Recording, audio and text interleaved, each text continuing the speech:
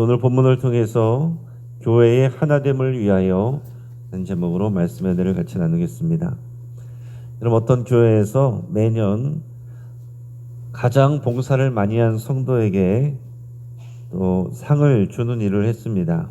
근데 어느 해에는 나이 지긋한 할머니 한 분이 이제 결정이 됐어요. 근데 사람들이 궁금해졌습니다. 도대체 저분은 뭐 앞에 나와서 찬양을 하는 것도 아니고 청소를 하는 것도 또 식당 봉사나 주차 봉사를 하시는 것도 아닌데 저분이 뭘 했다고 상을 받는 거지? 이렇게 궁금했어요. 그랬더니 목사님이 조용히 웃으면서 이렇게 설명을 해줬습니다. 저분은요, 교회 안에 다툼이 생길만 하면 꼭 찾아가서 그분들의 손을 꼭 잡고 기도해 줬습니다. 싸움이 번지기 전에 꺼버리는 분이죠. 이렇게 얘기를 했다는 거예요. 저처럼 여러분, 교회의 하나됨은 눈에 띄지 않는 누군가의 돌봄과 또 세심한 배려와 또 희생 위에서 세워집니다. 오늘 우리가 교회에 직면한 가장 큰 위기는 뭐냐면 밖에서 오는 박해가 아닙니다. 내부에서 일어나는 분열과 갈등입니다. 교회가 진정으로 하나 될 수 있는 길, 하나님께서 하나됨을 허락하셨는데 그것을 지킬 수 있는 길이 무엇인가? 그것을 우리가 고민을 해야 됩니다. 사도 바울은 빌립보 교회에게 교회의 하나됨을 간절히 요청하면서 그 비결을 오늘 본문에서 세 가지로 가르쳐 줍니다. 오늘 우리는 교회의 하나됨을 위해 우리가 반드시 붙잡아야 될 세 가지 원리를 함께 묵상할 수 있길 바랍니다. 자, 먼저는 예수님의 마음을 품으라 그랬습니다. 예수님의 마음을 품으라. 오늘 본문 5절에서 11절까지 말씀입니다. 같이 읽습니다. 너희 안에 이 마음을 품으라. 곧 그리스도 예수의 마음이니 그는 근본 하나님의 본체시나 하나님과 동등됨을 취할 것으로 여기지 아니하시고 오히려 자기를 비워 종의 형체를 가지사 사람들과 같이 되셨고 사람의 모양으로 나타나사 자기를 낮추시고 죽기까지 복종하셨으니 그 십자가의 죽으심이라. 이러므로 하나님이 그를 지극히 높여 모든 이름 위에 뛰어난 이름을 주사 하늘에 있는 자들과 땅에 있는 자들과 땅 아래에 있는 자들로 모든 무릎을 예수의 이름에 꿇게 하시고 모든 입으로 예수 그리스도를 주라 시인하여 하나님 아버지께 영광을 돌리게 하셨느니라. 아멘. 자, 오늘 5절에서 사도 바울은 이렇게 말합니다. 너희 안에 이 마음을 품으라. 곧 그리스도 예수의 마음이니. 여러분, 우리들의 모든 또 행동은 마음에서 나옵니다. 우리의 마음을 지키는 것이 중요한데 예수 그리스도의 마음을 품는 것, 이것이 우리 신앙생활에 있어서 가장 중요한 일입니다. 내 마음을 내려놓고 예수님의 마음을 품고 예수님의 눈으로 바라보고 예수님의 마음으로 또 행동하는 거죠. 그러면서 6절부터 11절까지를 우리가 유명한 그리스도의 찬가라고 이렇게 말합니다. 예수 그리스도가 어떤 분이셨는가 하는 것을 이제 찬양하는 그런 내용인데요. 거기에는 예수님의 마음이 담겨 있습니다. 그분은 하나님의 본체시지만 하나님과 동등됨을 취할 것을 여기지 아니하고 오히려 자기를 비워서 종의 형체를 가지시고 이 땅에 오셔서 죽기까지 복종하셨다라고 그랬습니다. 여러분, 교만이나 자기를 드러내려는 욕망이 아니라 철저한 겸손과 순종의 마음, 그것이 예수 그리스도의 마음이에요. 여러분, 우리가 신앙생활할 때 우리가 처음부터 끝까지 믿음으로 하는 것인데 그 믿음으로 붙들어야 될 것은 바로 예수 그리스도의 마음이고 예수 그리스도의 마음은 철저한 겸손과 순종의 마음이다 하는 것입니다. 지금 우리가 이 빌립보서를 읽고 있는데 이 빌립보라는 도시는 마케도니아의 성입니다. 근데 이 빌립보 도시를 건설한 사람은 누구냐면은 이 필리포 2세라는 사람이에요. 그러니까 이 필리포 2세라는 사람의 이름을 딴 것이 이 빌립보 도시거든요. 근데 이 필리포 2세라고 하면은 사람들이 잘 모르지만 이 필리포 2세의 아들은 다 압니다. 필리포 2세의 아들이 누구냐면 그 유명한 알렉산더 대왕이에요. 이 알렉산더 대왕은 어떤 사람입니까? 정복왕이잖아요. 그는 역사의 기록에 남을 만한 정복 전쟁을 펼쳐서 대제국의 그 거대한 영토를 남겼던 그런 사람입니다. 그래서 이 알렉산더 대왕 이야기는 다 교과서에서 모든 사람들이 다 배워요. 이 알렉산더 대왕은 어릴 때부터 아리스토텔레스의 가르침을 받은 제자였습니다. 그러면서 이 동서양의 문화를 융합시키는 이 헬레니즘 문화, 이 문화를 창설하고 전파한 사람이에요. 자, 그런데 이 알렉산더 대왕은 그렇게 잘 나가다가 보니까 나중에는 그는 자신을 신이라고 스스로 여기기도 했습니다. 아마 그럴 만도 했을 거예요. 정말 실패를 모르는 인생, 정말 손만 댔다 하면은 다 자기의 땅이 되는 그런 전무후무한 그런 역사를 이루어가니 자기 자신을 신이라고 여길 만도 하겠죠. 그러나 우리가 아는 것처럼 알렉산더 대왕은 젊은 나이에 갑자기 죽게 됐습니다. 하지만 하나님은 이런 영웅을 사용하시는 게 아닙니다. 이런 세계사에는 이런 영웅이 기록이 되지만 하나님 앞에서 겸손하며 순종한 자를 하나님께서 사용하십니다. 그러니까 여러분, 우리는 우리의 마음을 영웅에게 두면 안 되고 하나님 앞에 철저하게 보이지 않는 곳에서 겸손하여 순종하는 자의 마음을 더 본받아야 되고 그런 사람들을 주목해야 돼요. 미국의 유명한 기독교 작가 필립 얀시라는 분이 있는데 이분이 어느 작은 도시의 교회를 방문을 했습니다. 근데 그 교회에 장로님 중에 한 분이 예배 전에 조용히 변기 청소를 하고 있는 모습을 보았습니다. 그래서 필립 얀시가 깜짝 놀랐어요. 그러면서 물어봤습니다. 아니, 장로님이 왜 이런 일을 하고 있습니까? 그러자 그 장로님이 이렇게 대답을 했습니다. 예수님이 나를 위해서 하신 일에 비하면 이거는 아무것도 아닙니다. 여러분, 이것이 바로 예수님의 마음을 품는 자의 그런 모습이에요. 예수님처럼 자기를 비우고 또 자기를 낮추고 다른 사람을 나보다 더 위로 낮게 여기는 것, 이것이 바로 교회의 하나됨을 지키는 출발점입니다. 우리 교회도 장로님들이 보이지 않는 곳에서 정말 그렇게 헌신하고 또 섬기는 모습을 저는 봅니다. 보이지 않는 곳에서 일하니까 여러분들은 잘 못 보시지만 저는 봐요. 참 대단하시다 그런 생각들을 하게 되는데, 그런 예수님의 마음을 모두가 품을 때 교회의 하나됨을 우리가 지켜나갈 수 있다 하는 거예요. 우리가 왜 꼭 그렇게까지 해야 됩니까? 세상은 서로가 다 커지기를 원하고 영웅이 되기를 원하는데 교회에서는 더 낮아지라고 하고 겸손하라고 하고 순종하라고 하니 세상의 가치관과 부딪히는데 왜 그렇게까지 우리가 해야 됩니까? 예수님께서 우리를 위해 그렇게 하셨기 때문에 우리는 그렇게 해야 될 이유가 있는 사람입니다. 우리 주인이 그렇게 하셨기 때문에 우리는 철저한 겸손과 순종의 마음을 본받고 그 마음을 따라가야 된다 하는 얘기죠. 우리가 서로를 섬기고 용납할 때 교회는 놀라운 연합의 열매를 맺게 됩니다.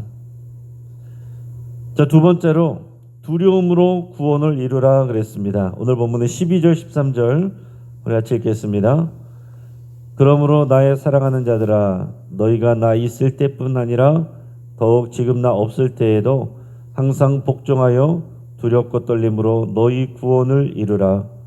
너희 안에서 행하시는 이는 하나님이시니 자기의 기쁘신 뜻을 위하여 너에게 소원을 두고 행하게 하시나니. 아멘. 사도 바울이 12절에서 이렇게 권면합니다. 너희는 두렵고 떨림으로 너희 구원을 이루라. 자, 두렵고 떨림으로 너희 구원을 이루라. 이 말은 지금 빌립보 교회 성도들에게 하는 것인데, 그러면 빌립보 교회 성도들은 아직 구원을 못 받았습니까? 아니죠. 구원을 받은 사람들이에요. 구원을 받고 교회가 된 사람들입니다. 그런데 구원을 받은 그리스도인들에게 두렵고 떨림으로 너희의 구원을 이루라 이렇게 말하고 있어요. 이 말은 이미 받은 구원을 행동으로 실천하여서 성화의 삶을 살아라 이런 뜻입니다. 여러분, 구원은 단계가 있어요. 구원은 처음에 우리가 구원받는 것은 칭의라고 그러죠. 우리는 자격이 없습니다. 수준이 낮습니다. 그러나 하나님께서 우리 안에 계신 예수 그리스도 그분을 통하여 예수 이름을 보시고 우리를 의롭다라고 칭해 주시는 것, 이게 구원이고 구원의 출발입니다. 그러나 그것이 전부가 아니라 우리가 하나님 앞에 갈 때까지 예수 그리스도의 마음을 품고 예수 그리스도를 닮아가는 것, 우리 평생의 전 과정에 더 많은 시간들은 성화의 과정을 밟는 거예요. 성화. 그리고 하나님 앞에 갔을 때 우리는 영화롭게 됩니다. 이 땅에서는 우리가 계속 부족하고 계속 실수도 하지만, 그러나 예수님 안에서 우리가 점점 배워가고 자라가는 그런 시간을 갖는 성화의 시간이 있다면, 마지막 하나님 앞에 갔을 때는 우리가 주님처럼 영광스러운 모습으로 바뀌며 영화의 단계로 들어가는데, 이게 구원의 완성의 단계예요. 바울은 이어서 13절에서 이렇게 말합니다. 너희 안에서 행하시는 이는 하나님이시니 자기의 기쁘신 뜻을 위하여 너희로 소원을 두고 행하게 하시나니. 여러분, 우리는 우리의 힘으로 살아갈 수만은 없습니다. 우리의 힘으로 신앙생활 잘할 수 있으면 예수님이 오실 필요가 없죠. 우리의 힘으로 살아갈 수가 없으니까 예수님이 오신 것입니다. 그러니까 우리가 예수님을 믿고 나서 신앙생활도 예수님의 은혜로 또 성령의 도우심을 따라서만 감당이 되는 거예요. 오늘 13절에서 너희 안에서 행하시는 이는 하나님이시다 이렇게 말합니다. 자기의 기쁘신 뜻을 위하여 너희 안에 소원을 두고 행하게 하신다. 우리의 힘으로는 다 감당할 수 없습니다. 교회 하나됨을 이루고 교회 하나됨을 지키는 거요, 우리는 부족하고 연약한데 우리가 어떻게 그것을 합니까? 툭하면은 우리는 또 오해하고 갈등하고 싸우고, 이게 우리의 수준이죠. 그러나 하나님께서 우리 안에 역사하시고 우리 안에 하나됨의 손을 두시고 하나님이 이루어 가시는 거예요. 우리는 그분의 뜻에 순종하며 변화되어 우리가 그것을 이루어 가는 것입니다. 하나됨은 우리가 만든 게 아니에요. 주님이 만드신 것이고 이루신 것이고 우리는 그것을 지키는 사람들이에요. 하나됨은 그냥 생기지 않습니다. 각자가 자신의 삶을 말씀 앞에 비추면서 두렵고 떨림으로 자신을 돌아볼 때 교회는 조화를 이루게 되는 겁니다. 두렵고 떨림으로. 여러분, 우리는 내가 구원을 받았나 이런 생각으로 두려워하고 떨고 그러는 게 아닙니다. 이 두렵고 떨림으로 자신을 돌아본다는 것은 뭐냐면, 나도 언제든지 실수할 수 있고 넘어질 수 있다는 것을 우리가 고백하는 거예요. 이런 예화가 있습니다. 어느 거울 앞에선 바이올리니스트 이야기인데, 한 유명한 바이올리니스트가 공연 전에 항상 하는 일이 있는데, 그게 뭐냐면 거울을 보면서 연습을 하는 겁니다. 그래서 사람들이 왜 거울 앞에 서서 연습을 하냐고 이렇게 물어봤습니다. 그랬더니 그 바이올리니스트가 이렇게 대답을 했어요. 내 얼굴에 교만이 묻어있지 않는지 보기 위해서입니다. 그는 실력도 있었고 존경받는 연주자였지만은 자기의 교만이 연주를 망칠까 두려워했던 것입니다.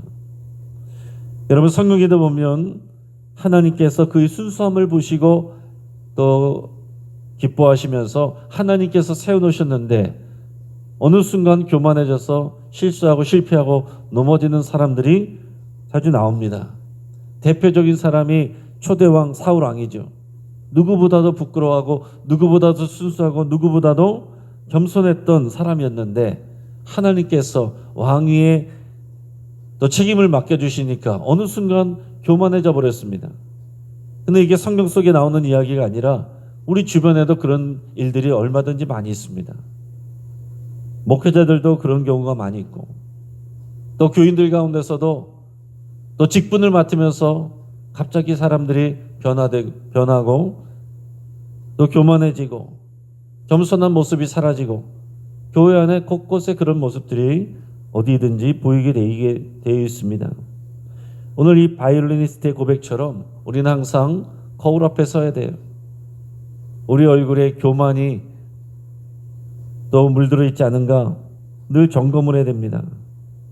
하나님의 거룩하신 임재 앞에서 우리는 우리 자신을 점검해야 되고요. 교회 안에서 우리의 말과 행동을 조심해야 됩니다. 사람은 누구나 언제 실수하느냐? 자신감이 차오를 때 실수하게 돼 있어요. 운전도 자신감이 차오를 때 사고가 납니다. 각각의 리더들과 성도들은 자신이 언제든지 넘어지고 실패할 수 있다는 사실을 기억하면서 두려운 마음을 가져야 돼요. 하나님 앞에서 두렵고 떨리는 마음을 가져야 됩니다.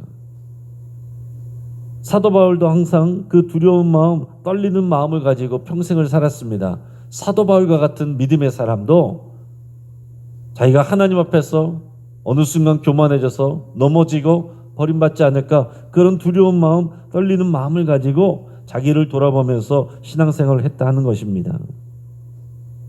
사도 바울처럼 우리 모두가 스스로 점검하면서 돌아볼 때 교회는 하나로 세워지고 주님이 세우신 것을 지켜나갈 수 있습니다.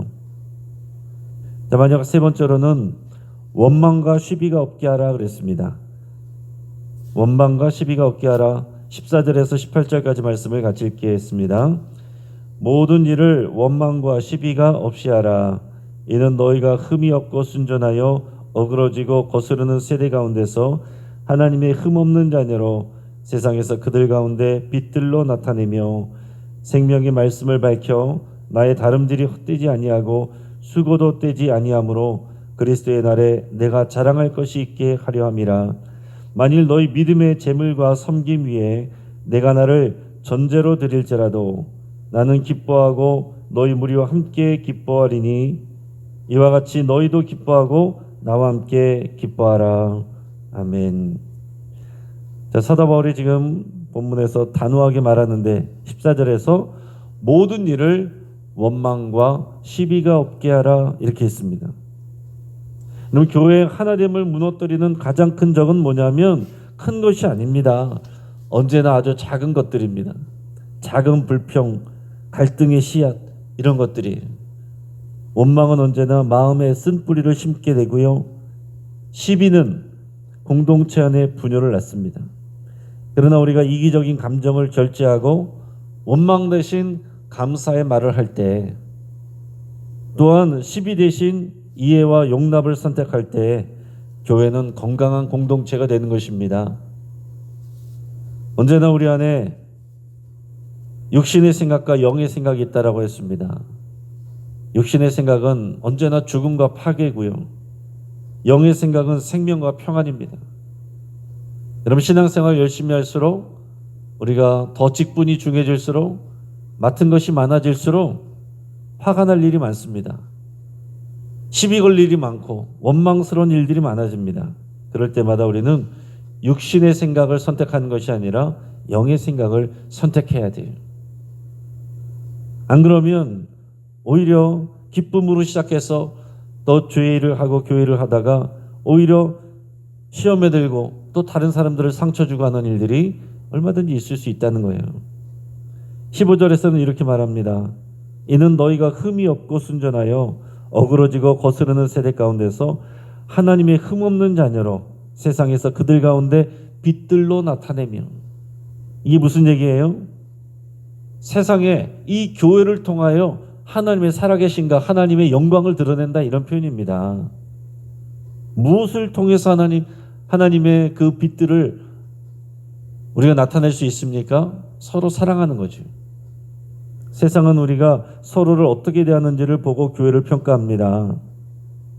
우리가 서로를 비난하고 헐뜯으면 세상은 교회 안에서 하나님의 사랑을 발견할 수가 없죠. 반대로 우리가 서로를 세워주고 격려한다면 세상은 우리 안에 살아계신 예수님을 보게 됩니다. 우리가 서로 사랑하면 이로써 우리 주님을 보이게 되는 거예요. 근데 한국교회 안에 이 분쟁과 다툼과 갈등의 일들이 얼마나 많습니까? 심한 경우에는 경찰을 부르고 또 폭력이 난무하고 이런 일들이 또 이 주변 지역 사람들에게 또 신문에 나오게 될 때 세상에 있는 사람들이 어떻게 교회를 통해서 구원을 바랄 수 있고 소망을 가질 수 있겠어요? 그런데 세상이 사람들이 실망했다 이런 표현들 하는 것은 뭐냐면 교회를 통해서 그런 것들을 보기를 원하는 거거든요. 세상과 다른 모습을 보기를 원하는 거거든요. 그러면 세상과 똑같은 모습으로 또 우리가 반응한다면 어떻게 교회 안에서 그리스도를 우리가 나타낼 수 있겠습니까? 세상 정도가 아니라 세상보다 더 큰 사랑으로, 이해할 수 없는 주님의 사랑으로 우리가 서로를 바라보고 대해야만 우리가 그리스도를 우리 세상 속에 나타낼 수 있게 되는 겁니다.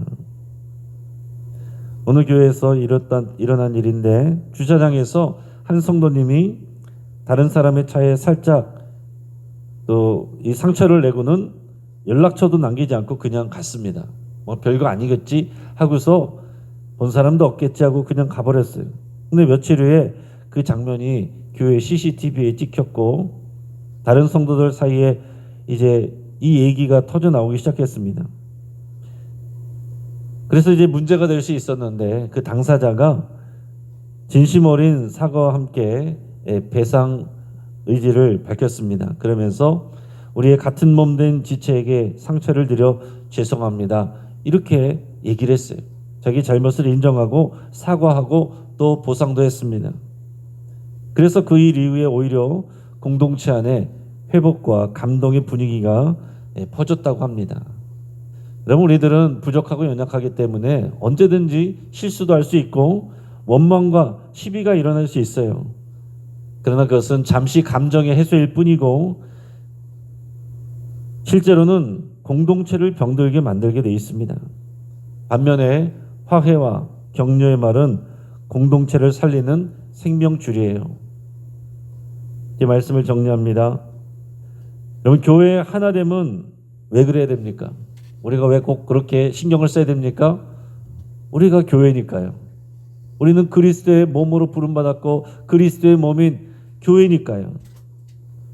교회가 찢어지는 것은, 나누어지는 것은, 교회가 병드는 것은 주님의 몸을 망가뜨리는 것입니다. 교회의 하나됨은 어느 한 사람의 희생만으로 이루어지는 것이 아닙니다. 모든 성도가 예수님의 마음을 품고 두려움으로 자기 자신을 돌아보며 원망과 시비를 벌일 때 이루어지는 것입니다. 우리가 그렇게 살 때 하나님은 우리 신앙 공동체를 통해서 세상 가운데 찬란한 빛을 비추게 하실 것입니다. 이제 각자의 삶을 돌아보면서 우리의 언행이 교회의 하나됨에 기여하고 있는지를 잘 살펴볼 수 있길 바랍니다. 그리고 하나님 앞에 이렇게 고백할 수 있길 바랍니다. 주님, 제가 예수님의 마음을 품게 하옵소서. 제가 교회를 세우는 자가 되게 하소서. 같이 기도하겠습니다. 오늘 주의 말씀을 붙잡고 함께 기도할 때에 우리 안에 예수님의 그 마음을, 겸손의 마음을, 순종하는 마음을 부어달라고 여러분 기도할 수 있길 바랍니다. 내가 교만해지고 넘어질 수 있는 것을 하나님 앞에 고백하며 하나님 앞에 두려워하는 마음을 달라고 여러분 기도할 수 있길 바랍니다. 또한 모든 일에 원망과 시비가 없도록 하기를 여러분 결단할 수 있길 바랍니다. 잘 해놓고서도 원망과 시비로 다 망가지는 일들이 한국교회 안에 얼마나 많은지 모릅니다. 모든 일에 원망과 시비가 없도록 하기를 그렇게 여러분 결단할 수 있기 바랍니다. 우리 주변의 환우들을 위해서 같이 간절히 기도해 주시고 또 50주년 맞이하는 우리 영신교회 하나됨과 한국교회의 하나됨을 위해서 함께 기도하겠습니다. 6월 1일 주일 우리 설립 50주년 감사 예배와 행사들을 위해서 또 6월 8일 주일 새생명 축제를 위해서 이 대선을 준비하는 이 나라 민족을 위해서 함께 기도할 때 주여 한번 부르짖갑심해서 기도하겠습니다. 주여